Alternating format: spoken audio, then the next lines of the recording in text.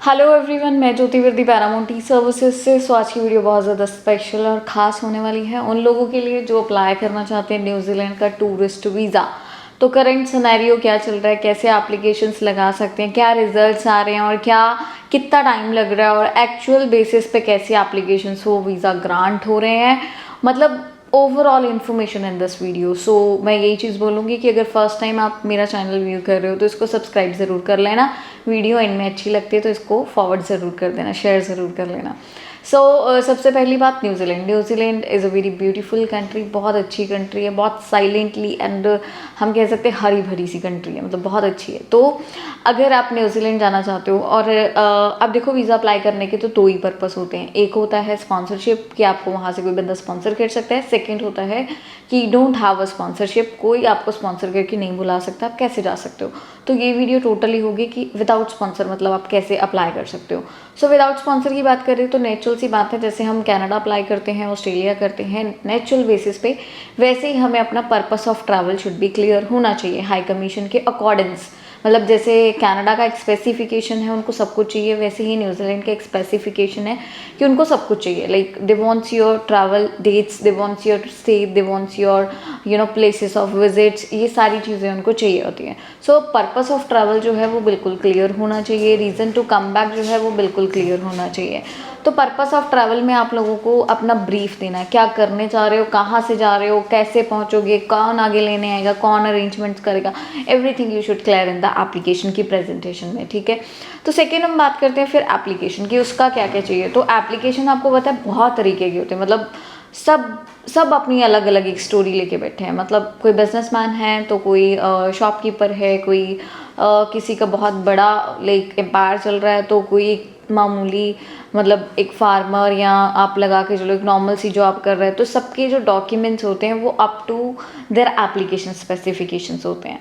तो अगर रिजल्ट्स की बात करें, देखो इसका करंट रिव्यू ये चल रहा है कि अभी जो रिजल्ट्स है न्यूजीलैंड वो हमें 2 मंथ्स में दे रही है, कम से कम 1.5 से 2 महीने आने को आपका वीज़ा 1 वीक में आ जाए। It's up to the high commission, क्योंकि देखो अब high commission is a working hidden, तो वो हिडन है। अब उन्होंने एम्बेसडर्स रखे हुए हैं, तो अब डोंट नो आपकी एप्लीकेशन किसके पास जा रही है, तो वो बंदा कैसे प्रोसीडिंग कर रहा है, वो एक दिन में काम निपटा रहा है या वो महीना ले रहा है, मतलब totally depend on their works. We can not, हम उनको कुछ नहीं बोल सकते। तो आप लोगों को क्या चीज़ करने की ज़रूरत है कि अगर करेंटली आप अप्लाई करना चाहते हैं तो this is a very positive time, क्योंकि आपको भी पता है कि चाहे सारा साल कोई कंट्री वीज़ा दे या ना दे, बट ये जो एक टाइम पीरियड चल रहा है दिसंबर जैन का, इसमें वीज़ा रेशियो सारी कंट्रीज़ का बहुत अप होता है। क्यों होता है? क्योंकि कहीं ना कहीं ये जो क्रिसमस और न्यू ईयर है ये उनका सेलिब्रेशन होता है और इसमें वो काफ़ी ऑफ्स एंड काफ़ी चीज़ें बंद, मतलब बहुत कुछ होता है। तो वो नहीं चाहते, they don't want to down their economy, right. तो उसकी वजह से जो एक अर्थव्यवस्था या आप बोलो कि इकोनॉमिकली है, तो वो अपने आप को एक स्टेटस मेंटेन रखते हैं।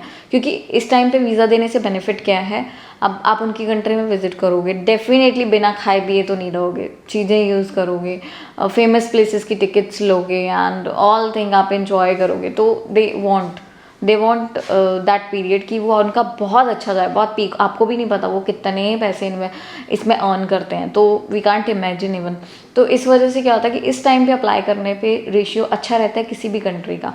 तो specific New Zealand it's a better option. अभी अप्लाई करते हो तो आपको वीज़ा मिलने के काफ़ी चांसेस हैं। बाकी एप्लीकेशन में कुछ भी झूठ नहीं बोलना, क्योंकि एक झूठ आपको फिर अगेन 100 झूठ बोलने पे मजबूर करता है। क्योंकि अभी टुडे लेटेस्ट की बात करेंगे, हमारे पास क्लाइंट्स आए थे, तो they wants to apply for Canada not New Zealand. मतलब उनका यही था स्पेसिफिकेशन कि एप्लीकेशन उन्होंने ऑलरेडी कहीं और से लगाया था।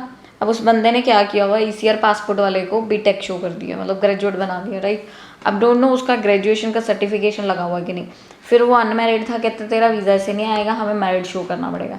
उसका मैरिड भी शो कर दिया, पता नहीं मैरिज सर्टिफिकेट कहाँ से लेके आएगा, मतलब कुछ नहीं, मतलब कोई मतलब एक स्पेसिफिकेशन नहीं था। तो हमने तो उनको मना कर दिया कि we can not file your application, क्योंकि अगर हम अभी ओरिजिनल लगाएंगे, वहाँ पे नो कर देंगे, फिर तुम्हें अनमैरिड सिंगल कर देंगे, तो वो कहीं ना कहीं मिस मैच हो जाएगा एप्लीकेशन का।